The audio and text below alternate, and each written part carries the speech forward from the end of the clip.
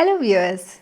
It's often taken for granted that anyone born in business, it's but natural that after graduation, he or she takes over the family business. What if that person is not passionate about business? In fact, there was this young man whose father was a farmer. And as any other father, he wanted his son to also become a farmer. But this young man's heart lay elsewhere. He loved motor. He loved automobiles. Yes, friends, today I'm talking to you about Henry Ford. Henry Ford resisted. He didn't want to follow his father's steps to become a farmer. And as we all know, he later on went on to become one of the biggest manufacturers of automobiles. So is it really necessary that you could do anything without passion? No, I don't think so. So I'm going to introduce you to my friend Priya Goutham. Priya is a postgraduate from IIM Bangalore, and she's going to tell us that how important it is to make your professional life successful only by being passionate about it. So let's hear what Priya Goutham is going to tell us about be passionate to be successful. Hi, I'm Priya Goutham and I'm very happy to be a part of Dr. Renuka David's wellness initiative. Today I would like to share my thoughts about being passionate. I feel being passionate about whatever you're doing is a fundamental driving force which will lead to success. Whether you're an engineer, you're a doctor, an architect, sportsman, passion in a job is a must. Then we come to a question about how do we generate this passion. With this thought in mind, I would like to zone in on children and education. This is a field I've been closely associated with past many years.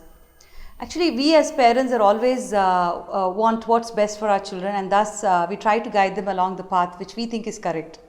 But it's important for us to realize that our children, to be successful, they should be helped to follow the path which will interest them the most.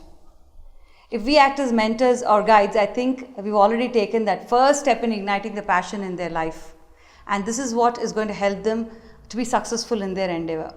I remember the day when my son just came home and said, "Mom and Papa, I just don't like what I opted. Engineering does not interest me anymore." At first I was shocked and taken aback on what do we do next. Because I come from the school of thought that, this is what a child should do and this is what is my dream. Then after a few days he comes back and says, after a lot of thought, I think I'm interested in sound, but I just don't know what to do. So I would like to pursue that as my career because I think that interests me and I want to be behind the camera, behind the scenes kind of, words that he used.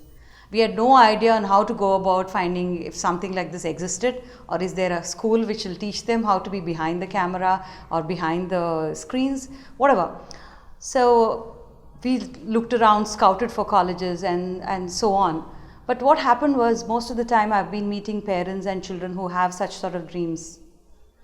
And I'm sure every parent will go through this conversation with the young adults. However, if one is sure about your dreams, then we need to work hard to achieve them. I think passion backed by commitment and dedication leads to success. And few things I believe one should have in mind to achieve what they want to are. One is be very, very strong, be focused, move out of your comfort zones and always be passionate about whatever you do. Success will definitely follow you. Thank you. Be passionate in studies. Be passionate at work. You'll never go wrong. Steve Jobs in 2005 took the podium at Stanford Stadium to give the commencement speech to the graduating class in Stanford. Well, he was addressing nearly 23,000 students. Towards the end of the speech, he received a standing ovation. And he said, "You've got to find what you love. The only way to do great work is to love what you're doing. And if you haven't found that, keep trying and looking until you find it."